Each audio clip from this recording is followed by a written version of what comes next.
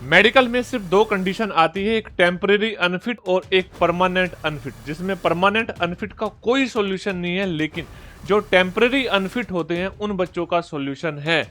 अगर आप समय रहते अपनी उस टेम्परेरी अनफिट की प्रॉब्लम पर काम करोगे तो आपको टेम्परेरी अनफिट होने का दब्बा नहीं झेलना पड़ेगा। और जी हाँ, आज मैं आपको बात करने वाला हूँ एसएससी जीडी के मेडिकल के प्रत्येक पॉइंट के ऊपर कहाँ कहाँ आप टेम्पररी अनफिट हो सकते हो और क्या क्या इसका सॉल्यूशन है।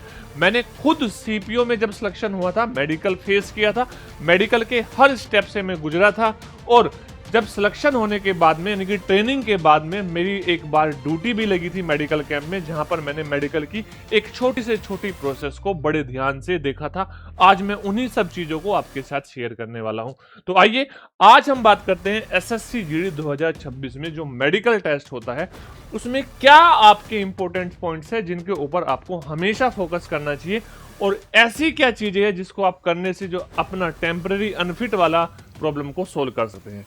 तो आइए सबसे पहले ये टोटल 8 पॉइंट्स है जिनके ऊपर हम डिस्कस करेंगे, चाहे आपका फिजिकल से रिलेटेड हो, चाहे आपकी आंखों से रिलेटेड हो, चाहे आपकी टेम्पररी प्रॉब्लम से रिलेटेड हो, चाहे आपके मेडिकल टेस्ट क्या होंगे, आंख नाक कान का टेस्ट क्या होगा, आपके पैरों की या शारीरिक बनावट क्या होगी, और फाइनली आपके लिए महत्वपूर्ण सुझाव क्या होंगे। इन सारी चीजों पर हम वन बाय वन डिस्कस करेंगे। सबसे पहले मैं आपको बता दूं कि यहां पर आपका जो फिजिकल जो शारीरिक मानक है वो क्या होना चाहिए। अगर आप बात करें हाइट की, यहाँ पे जो मेल की हाइट होती है वो 170 सेंटीमीटर होती है और फीमेल की हाइट होती है 157 सेंटीमीटर। यहाँ पे आपको जो एसटी के बच्चे होते हैं उनको छूट मिलती है। क्या छूट मिलती है? वो एज पर रूल मिलती है, ठीक है। अगर हम चेस्ट की बात करें, जो चेस्ट है वो सिर्फ मेल कैंडिडेट में चेक की जाएगी और इसमें जो नॉर्मल होगी वो 80 सेंटीमीटर होगी और जो फुलाव के बाद में होगी वो 85 होगी, यानी कि मिनिमम 5 सेंटीमीटर का फुलाव आपका होना चाहिए। और जो वजन है वो आपकी हाइट के अकॉर्डिंग होना चाहिए। अब दिक्कत क्या होगी बच्चे को, सर वजन हाइट के अकॉर्डिंग हम पता कैसे करेंगे? आप देखो यहाँ पर ध्यान से इस बात को समझना, मैं आपको हाइट के अकॉर्डिंग आपका वजन बता रहा हूं। देखो यहां पे मैं पूरा का पूरा पढ़ के तो नहीं बता सकता। ये आपका मैन का है यानी कि लड़कों के लिए है, और ये आपका वुमेन का है। फॉर एग्जाम्पल मैं आपको बता दूं, फॉर एग्जाम्पल मान लो किसी बच्चे की हाइट 170 सेंटीमीटर है, किसी बच्चे की हाइट 170 सेंटीमीटर है, लड़की की हाइट भी 170 सेंटीमीटर हो सकती है। तो यहां पे जब आप 170 सेंटीमीटर की बात करेंगे तो आपका वेट 60.3 से 70.9 किलोग्राम के बीच में होना चाहिए। इससे कम हुआ तो लो वेट होगा, इससे ज्यादा हुआ तो आप ओवर वेट हो जाओगे। अगर हम फीमेल की बात करें तो यहां पर 55.3 से 67.6 होना चाहिए। इसी तरीके से आप इसको देख सकते हो। इसके बाद में अगर हम बात करें यहाँ पे सर छूट कितनी मिलती है, यानी कि मैंने बोला था जनरल कैंडिडेट के लिए ये आपकी हाइट 170 सेंटीमीटर, मेल के लिए 170 सेंटीमीटर, फीमेल के लिए 157 सेंटीमीटर। लेकिन अगर मैं आपसे बात करूं जो भी आपके एसटी कैंडिडेट होते हैं, जो भी आपके एसटी कैंडिडेट होते हैं उसमें जो मेल है, मेल की हाइट 162.5 होती है और जो फीमेल है उसकी हाइट 150 सेंटीमीटर होती है। अगर हम बात करें यहाँ पे all scheduled tribes candidate of the north eastern state, यानी कि जो एसटी है, जो एसटी का कैंडिडेट है और वो नॉर्दर्न स्टेट से बिलोंग करता है, तो यहाँ पर जो मेल है उनकी हाइट 157 सेंटीमीटर और फीमेल की हाइट 147.5 सेंटीमीटर होती है। इसी प्रकार से आपके दी शेड्यूल्ड ट्राइब्स यानी कि जो आपके एसटी है, देखो मैं क्या बात कर रहा हूं, हमेशा छूट किसको मिल रही है? एसटी को मिल रही है। Candidate for the left wing extreme affected district, यानी कि जो आपके अफेक्टेड डिस्ट्रिक्ट्स है उनसे अगर कोई एसटी का कैंडिडेट है उसमें आपको मेल को 160 सेंटीमीटर हाइट है और फीमेल की आपकी 147.5 सेंटीमीटर हाइट है। देखो अगर आप कहां से बिलोंग करते हो, गढ़वाली से बिलोंग करते हो, आप कुमायूं से बिलोंग करते हो, डोगरा से, मराठा से या इन कैंडिडेट हो, तो यहां पर आपकी जो हाइट है वो 165 सेंटीमीटर तो मेल की होगी और फीमेल की होगी 155 सेंटीमीटर। इसी प्रकार से अगर आप हिलिंग एरिया से बिलोंग करते हो, नॉर्थ ईस्ट स्टेट के, जैसे अरुणाचल प्रदेश से, मणिपुर से, मेघालय से, मिजोरम से, नागालैंड से, सिक्किम से या त्रिपुरा से। तो यहां पे इस बात को समझना है, ये सबके लिए है, ये जर्नल के लिए है, यहां भी आपका जर्नल के लिए है, ध्यान से बात समझ लेना। ये आपका एसटी के लिए था। यहां पर आपकी हाइट कितनी होनी चाहिए? 62.5 होनी चाहिए, और जो आपका फीमेल है इनकी 152.5 हाइट होनी चाहिए। ये आपका हाइट का होता है। ध्यान से बात समझना, ध्यान से बात समझना। अगर हम रनिंग की बात करें तो रनिंग में बड़े ध्यान से इस बात को समझना, दो तरह के कैंडिडेट होते हैं। एक कैंडिडेट होते हैं जो आपके लद्दाख रीजन के होते हैं, और बाकी क्या होते हैं, ऑल ओवर इंडिया की हम बात करें। जो लद्दाख रीजन है उनके अलग होगी रनिंग, और जो आपके ऑल ओवर इंडिया है उनकी अलग होगी। ध्यान से बात समझना। देखो हम बात करते हैं पहले ऑल ओवर इंडिया में। आप अगर ऑल ओवर इंडिया की बात करें तो 5 किलोमीटर लड़कों के लिए 24 मिनट में रनिंग करनी है, और लड़कियों के लिए 1.6 किलोमीटर यानी कि 1600 मीटर 8.5 मिनट में रनिंग करनी है। इसी प्रकार से अगर आप लद्दाख से हो, आप लड़के हो, तो 1.6 किलोमीटर आपको 7 मिनट में रनिंग करनी है, और अगर फीमेल हो तो आपको 800 मीटर 5 मिनट में रनिंग करनी है। ये आपका क्या हो गया, रनिंग का क्राइटेरिया हो गया। ध्यान से बात समझना। अब हम बात करते हैं अपनी आंखों की, यानी कि आपकी दृष्टि और नेत्र। देखो यहां पर आपका जो नियर विजन है, नजदीकी दृष्टि है, वो आपकी जो है 6/9, 6/9, यानी कि मैं बात करूं यहां पर 6/6 तो आपकी बेटर होगी, बेस्ट होगी, और जो वरेस्ट होगी वो 6/9 तक आपकी चल जाएगी। अगर इससे कम है 6/9 से, तो आप अनफिट हो, और यहां पर आप परमानेंट अनफिट हो। ठीक है।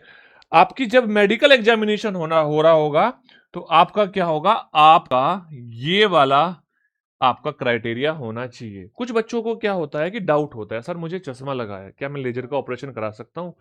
हाँ भाई, आप लेजर का ऑपरेशन करा सकते हो, लेकिन आपका ऑपरेशन मिनिमम 6 महीने पहले होना चाहिए। इसीलिए ये वीडियो मैं अभी बना रहा हूं। आप देखो यहां पर अगर हम बात करें दूरदृष्टि की, तो आपका 6/6 बेटर होगा, और वरेस्ट कितनी होगी, 6/9, यानी कि खराब से खराब की हम बात करेंगे 6/9 होगी।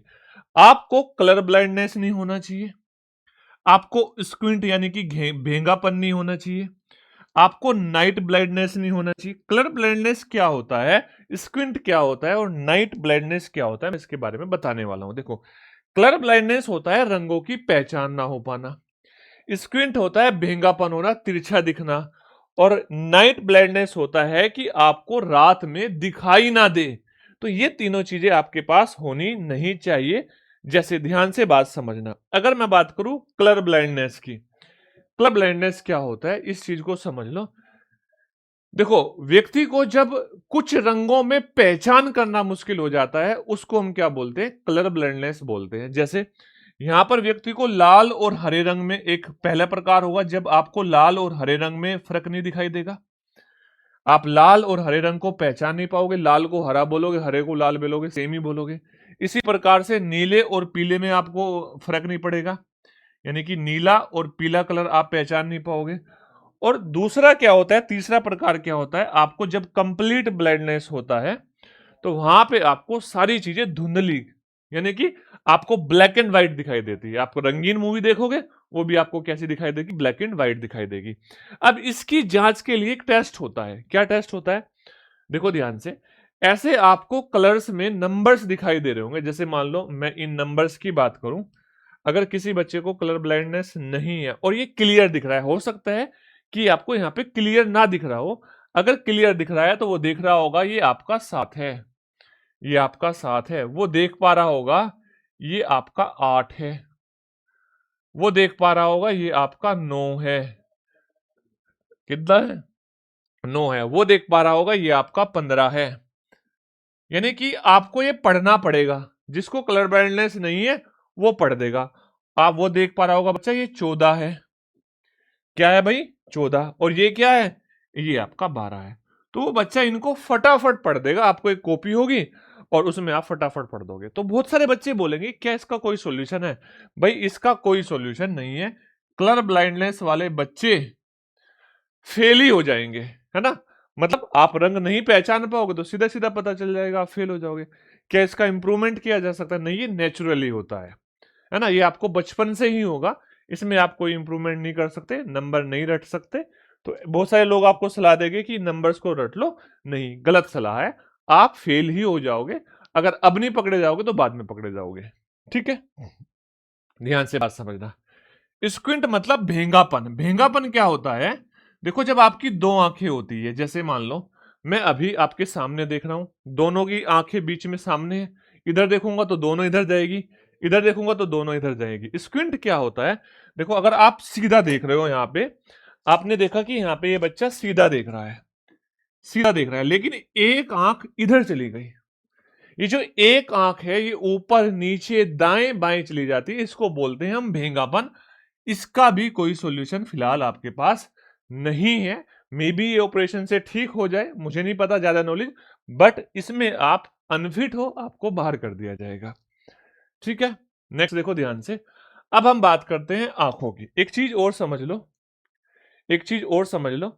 अब देखो, जो ये आपका निकट दृष्टि दो होगा और दूर दृष्टि होगा, कैसे चेक करें? एक पर्टिकुलर डिस्टेंस से आपको ये, आपको ऐसे इमेज दिख रही होगी, एक बड़ी सी स्टिक से वो ऐसे रखेंगे। बताओ भाई, पहले यहां से शुरुआत करेंगे, ये क्या है? आप बोलोगे डी है।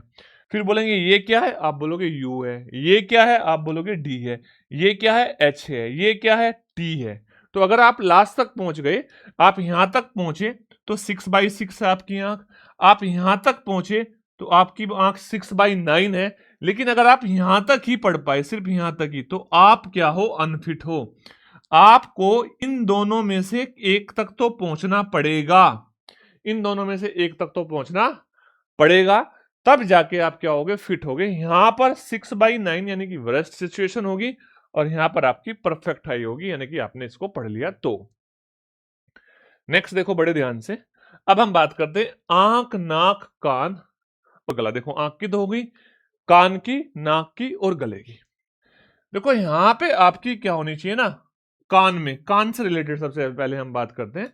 देखो, आपको बिना किसी की सहायता, यानी कि बहुत बार लोग मशीन लगाते हैं, उसके आपको नॉर्मल हियरिंग सुननी होगी, यानी कि आपको नॉर्मल सुनाई देता हो। अच्छा, सुन के तो नहीं देखेंगे, लेकिन वो कान चेक जरूर करेंगे। जब कान चेक करेंगे तो कान में कोई भी संक्रमण नहीं होना चाहिए, या कान में कोई भी मुआद नहीं हो रही हो। ठीक है, कान के पर्दे में कोई भी छेद ना हो, ये सारी चीजें वो चेक कर रहे होंगे। आपको पहले ही इस चीज के लिए तैयार रहना है। पहले ही अगर आपको कोई ऐसी प्रॉब्लम है, संक्रमण है, मुआद है, कोई भी और प्रॉब्लम है कान से रिलेटेड, उसको डॉक्टर को दिखा लो मेरे भाई, ठीक करा लो अच्छे से। और ये आपके टेम्पररी अनफिट होते हैं, ये ठीक हो जाओगे आप, है ना। ध्यान से देखो, आपका एक होता है डीएनएस, है ना। डीएनएस होता है, इसमें क्या होता है? नाक से रिलेटेड होता है। नाक की हड्डी, नाक की हड्डी बढ़ जाती है, मतलब नाक की हड्डी का साइज बढ़ जाता है, नाक की हड्डी तिरछी हो जाती है। ठीक है, अगर आपकी नाक की हड्डी बढ़ी हुई है तो आप ऑपरेशन करा सकते हो, तिरछी हो रखी है तो भी ऑपरेशन करा सकते हो। तो ये भी आपका टेम्पररी फिट है, यानी कि टेम्पररी अनफिट है, ये भी आप फिट हो जाओगे इसमें। अच्छा, आपको गंभीर टॉन्सिल या गले में कोई अवरोध है, आपको टॉन्सिल हो रखे हैं, आपको पता है अगर टॉन्सिल हो रखे हैं इसका भी इलाज है, गले में कोई अवरोध हो रखा है इसका भी इलाज है। तो इन सब का इलाज हो सकता है, इसलिए आप इसको क्या करो, इसको आप डॉक्टर को दिखाओ, डॉक्टर चेकअप करेगा, डॉक्टर परफेक्ट बोलेगा तो आप रेडी हो। ठीक है, कोई भी पुराना रोग आपको बार बार हो जा रहा है, वो टीएनटी रोग है, ठीक है, वो आपको रोग नहीं होना चाहिए, कोई भी रोग बार बार इनसे रिलेटेड, तो आप डॉक्टर को दिखाओगे, इन सारी चीजों को ठीक किया जा सकता है, समय रहते ठीक किया जा सकता है, तो इनमें आप डॉक्टर को जरूर दिखाना। ठीक है, एक होता है, जैसे कि मैंने बोला, आपकी जो नाक है, नाक की हड्डी दो तरीके से होती है। देखो, आप देखोगे ये नाक की हड्डी आपकी बिल्कुल सीधी है, बिल्कुल सीधी है, और ये नाक की हड्डी आपकी क्या हो रही है? तिरछी हो रही है, तिरछी हो रही है। तो इसमें आप क्या हो जाओगे? अनफिट हो जाओगे। लेकिन इसका ऑपरेशन से ये सीधी भी की जा सकती है। ऑपरेशन से क्या की जा सकती है? सीधी। ये नाक की हड्डी बहुत बार बड़ी बध जाती है, बड़ी हो जाती है, यहां से ये वाला पार्ट जो होता है बड़ा हो जाता है। इससे क्या होता है? आपको सांस लेने में प्रॉब्लम होती है, जिससे जुकाम होना स्टार्ट हो जाता है बार बार। तो इसका भी ऑपरेशन के थ्रू सॉल्यूशन है, इसको भी आप ठीक करा सकते हो। ठीक है ना, ध्यान से चीजों को समझा। अच्छा, अब हम बात करते हैं भाई common medical candidate leading to disqualify, है ना। अयोग्यता बनने की जो सामान्य स्थिति है वहां कहां कहां आप अयोग्य बन जाओगे। देखो, आपका कैरिंग एंगल अगर जो मेजर मानक है उससे ज्यादा है तो आप अनफिट हो। ठीक है, आप नोकनी नोकनी के बारे में बताऊंगा, आपके घुटने टकरा रहे हैं तो भी आप क्या हो, मेडिकली अनफिट हो। इनका सॉल्यूशन है एक्सरसाइज से सॉल्यूशन किया जा सकता है। हाँ, अगर थोड़ा बहुत है तो एक्सरसाइज से किया जा सकता है। बहुत सारी एक्सरसाइज आप यूट्यूब पे सर्च करोगे तो आपको बहुत सारी एक्सरसाइज ऐसी मिल जाएगी जिनसे इनका सॉल्यूशन है। लेकिन आप वरेस्ट सिचुएशन में है तो सॉल्यूशन नहीं है, लेकिन अगर हाँ थोड़ा बहुत है तो इनको ठीक किया जा सकता है। आपका फ्लैट फिट है, आपके वेरिकोज वेन है यानी कि नसें फूली हुई है पैरों की, है ना, आप स्क्विंट हो, आप यहाँ पे क्या है ना, आप कलर ब्लाइंडनेस हो तो ये तो परमानेंट अनफिट हो जाएगा। हार्ट या लंग्स से कोई भी बीमारी है इसमें भी आप क्या हो जाओगे, परमानेंट अनफिट हो जाओगे। आपको मिर्गी है या कोई मानसिक रोग है इसमें भी आप क्या हो जाओगे, परमानेंट अनफिट हो जाओगे। ठीक है, इनको थोड़ा सा ठीक, ये देखो परमानेंट अनफिट होते हो आप इसमें, लेकिन फिर भी इनमें अगर हम थोड़े से एफर्ट्स लगाए और आपको थोड़ी बहुत प्रॉब्लम है तो इनका सॉल्यूशन किया जा सकता है। मैं वन बाय वन चीजें बता रहा हूं क्या क्या है। देखो, ये जो आपका कैरिंग एंगल होता है ना, ये पुरुषों में जो है ये आपका 5 डिग्री से 15 डिग्री के बीच में होना चाहिए। 5 डिग्री से 15 डिग्री के बीच में होना चाहिए। इससे कम होगा तो भी प्रॉब्लम है, इससे ज्यादा होगा तो भी प्रॉब्लम है। अगर फीमेल की बात करें, ये आपका लगभग 10 डिग्री से 18 डिग्री के में होना चाहिए, यानी कि थोड़ा सा ज्यादा हो तो भी चलेगा। अच्छा, ये क्या होता है, जैसे आप अपना हाथ फैला के देखोगे, अभी आप देख रहे होगे मेरा हाथ लगभग थोड़ा सा इधर को हल्का सा ही जा रहा है, तो ये मैक्सिमम 5 डिग्री तक ही जा रहा होगा। अगर ये 5 डिग्री से ज्यादा जा रहा होगा, ऐसे देखो, ऐसे ऐसे जा रहा होगा, तो भाई 5 डिग्री से यानी 15 डिग्री से ज्यादा जा रहा होगा तो आप मेडिकली अनफिट हो। ये अंदर की ओर है, ऐसे ऐसे अंदर की ओर है तो भी आप मेडिकली अनफिट हो। इसमें सारी सिचुएशन दिखा रखी है।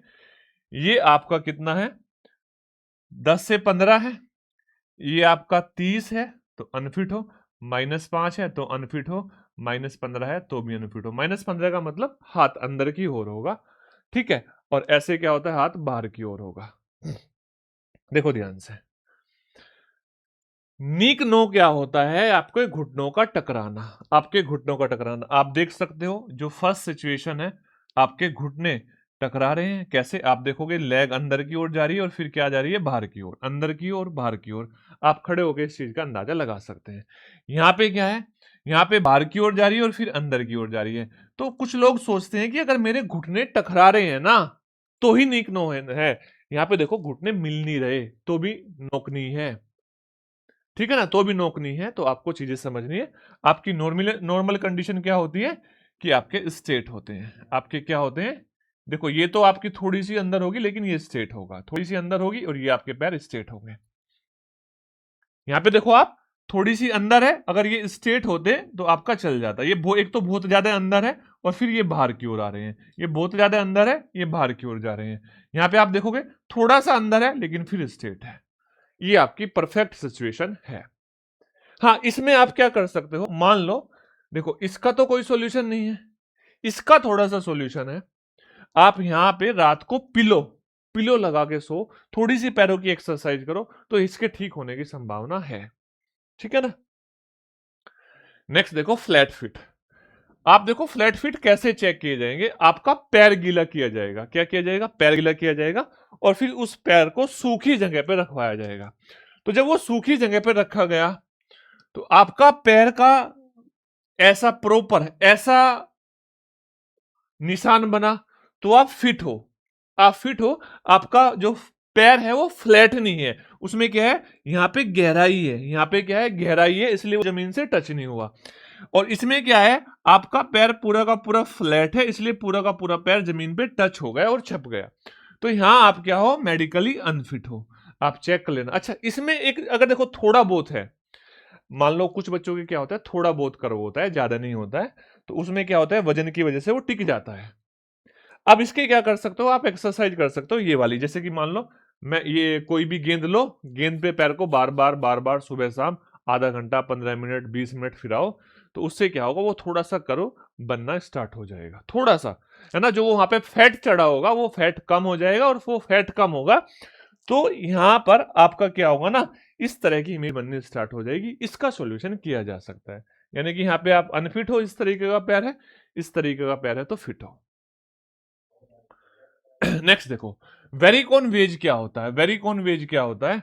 वेरिकोन वेज होता है आपके पैर में कहीं भी नसें फूल जाती है। जैसे आप देखोगे ये इसका नॉर्मल पैर है, नसें तो दिख रही होगी, फिलहाल आपको इमेज में नहीं दिख रही होगी, नसें तो दिख रही होगी, लेकिन ऐसे फूली हुई नहीं दिख रही होगी, ऐसे फूली हुई नहीं दिख रही होगी। नीली नीली रसों का गुच्छा नहीं बन रहा होगा, नीली नीली रसों का गुच्छा नहीं बन रहा होगा। तो इसमें भी आपको क्या होता है, मेडिकली अनफिट कर दिया जाता है। लेकिन अगर आप समय रहते 6 महीने पहले, साल भर पहले इनका ऑपरेशन करा के इनको ठीक करा लो, तो ये आप इस मेडिकली अनफिट होने से बच सकते हो। ठीक है, नेक्स्ट देखो, आपका जो टैटू है आपके राइट हैंड पे इस राइट हैंड के फ्रंट पे कहीं भी आपका टैटू नहीं होना चाहिए। क्यों नहीं होना चाहिए? क्योंकि जब आप सल्यूट करोगे तो वो लेफ्ट हैंड आपका दिखाई देगा, लेफ्ट हैंड आपका दिखाई देगा। तो लेफ्ट हैंड पे आपका, सॉरी लेफ्ट नहीं, राइट हैंड पे आपका टैटू नहीं होना चाहिए। और दूसरी चीज, आप कोई भी रिलीजियस टैटू नहीं बना सकते। यानी कि जो लिखवा लेते ना, ओम लिखवा लिया, है ना, शिव जी की बना ली, तो ये चीजें आप नहीं कर सकते। टैटू लेफ्ट हैंड पे अनुमति है, लेकिन उस पे भी रिलीजियस नहीं बना सकते। माँ लिखवा लिया, नाम लिखवा लिया, ये सारी चीजें हम करा सकते हैं। अच्छा, आपको कोई भी प्रीवियस मेजर सर्जरी ना हो। मेजर सर्जरी का मतलब कि आपका मान लो कोई एक्सीडेंट हुआ है, एक्सीडेंट में बहुत बार देखा जाता है कि हड्डी टूट जाती है, हड्डी टूटने के बाद में उसमें रोड डलती है, रोड, जब वो रोड डलती है तो ऐसी कोई मेजर सर्जरी ना हो रही हो। छोटा मोटा कट वट तो चल जाता है। जैसे आप देखोगे मेरे भी यहाँ पे एक कट, इस हाथ में या इस हाथ में कुछ कट था, चोट लगी थी गिरने की वजह से, तो ऐसे तो कट चल जाते हैं, लेकिन मेजर सर्जरी ना हो। ऐसे कट यहाँ पे आंख पे भी था थोड़ा सा एक, तो वो कट चल जाएंगे। लेकिन मेजर सर्जरी का मतलब है कि आपको ऑपरेशन होना हो रहा हो, और ऑपरेशन के दौरान वहां पे कोई भी आपको जैसे कि लोहे की रोड डाल देते हैं हड्डियां टूटने के स्थान पर, ऐसी चीजें ना हो। आपको HIV ना हो, हेपेटाइटिस ना हो, यानी कि पीलिया ना हो रहा हो, खासकर हेपेटाइटिस बी ना हो, ठीक है ना, आपको टीबी ना हो, ये सारी चीजें चेक होती है। आपका यूरिन टेस्ट भी होता है, आपका क्या बोलते हैं, एक्सरे भी होता है। एक्सरे में आपकी टीबी की भी जांच होती है, ब्लड टेस्ट होता है जिसमें आपका HIV और हेपेटाइटिस बी होता है ना। तो ये बात आपको बड़े ध्यान से समझनी है। ठीक है, आपका बीपी लेवल कितना होना चाहिए? आपका अपर लेवल कितना हो, 90 हो, और लोअर लेवल कितना हो, आपका 60 हो। ठीक है ना, ये बात ध्यान से समझ लेना। कुछ प्रॉब्लम ऐसी होती है, जैसे पैरों में क्या होता है ना, आपने देखा है इस तरीके के आपके पैर हैं, इस तरीके के आपके पैर हैं, और ये जो है ना, ये अंदर की ओर है, अंदर की ओर है अंगूठे, अंगूठे अंदर की ओर है, ये रहे देखो, ये बाहर है और ये अंदर की ओर है अंगूठे। इसमें क्या होगा ना, इसमें आपको प्रॉब्लम होगी पहाड़ी एरिया में चलने में, फ्लैट फीट में प्रॉब्लम होगी पहाड़ी एरिया में चलने, तो इसमें आप क्या हो जाते हैं, मेडिकल इनफिट हो जाते हैं। इसका ये एक सॉल्यूशन है, अगर आप चाहो तो ऐसा सॉल्यूशन ट्राई कर सकते हो पहले से। लेकिन इसमें समय लगता है, 2 दिन में नहीं हो जाएगा, 3 दिन में नहीं हो जाएगा, महीना भर में नहीं हो जाएगा, 6 महीने, साल भर, 2 साल, तब जाके ये थोड़ा ठीक होता है। ठीक है, आप देख सकते हो, आप देख सकते हो ये वाली सिचुएशन ना हो, ऐसे आपके अंगूठे ऐसे ना चढ़ रहे हो, अंगुली ऐसे ना चढ़ रही हो, हाथ की अंगुली ऐसे ना मुड़ रही हो, आपका हाथ ऐसे स्ट्रेट करने के बाद ना कांपता हो, ये सारी चीजें होनी चाहिए। ऐसे स्ट्रेट करोगे, फिंगर खोलोगे, तो आप देखोगे मेरा हाथ बिल्कुल भी नहीं कांप रहा है, तो हाथ आपका बिल्कुल भी नहीं, दोनों हाथ कराते हैं वो ऐसे, है ना, तो हाथ नहीं कांपने चाहिए। ठीक है ना, अगर हाथों में कंपन है तो वहां पे आप मेडिकली अनफिट हो जाओगे। ठीक है, टेम्परेरी अनफिट करेगा, आप दोबारा एग्जामिनेशन दोगे तो आपको परमानेंट अनफिट कर देगा। डन है बातें? तो ये सारी चीजें है। अब लास्ट आपको सजेशन मेरा यही है, मेरे भाई अभी समय है, आपके लिए जब मेडिकल आए कोई वीडियो बनाएगा, कोई मतलब नहीं उस वीडियो का। अभी समय है, अभी आप अपने अंदर इंप्रूवमेंट कर सकते हो। अगर अभी भी किसी बच्चे का कोई डाउट है तो वो कमेंट सेक्शन में बता सकता है। तो मिलते हैं नेक्स्ट ऐसी बेहतरीन वीडियो के साथ। जय हिंद, जय भारत।